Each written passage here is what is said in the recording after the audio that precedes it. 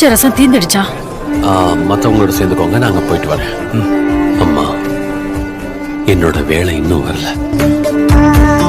இப்போ இல்லனா எப்போ? அவர் என்ன சொன்னாரோ அதுபடி செய்யுங்க. ஜாடிகள்ல தண்ணீர் ஊத்துங்க.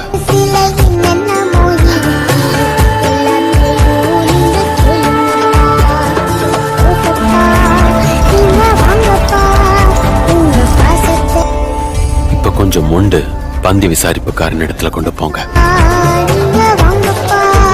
கேளுங்க, சிறந்த திராட்சை ரசம் முதல்ல பரிமாறப்படும். அப்புறம் விருந்துல மக்கள் நன்றாக குடித்த பின் அவங்க மலிவான ரசத்தை கொடுப்பாங்க.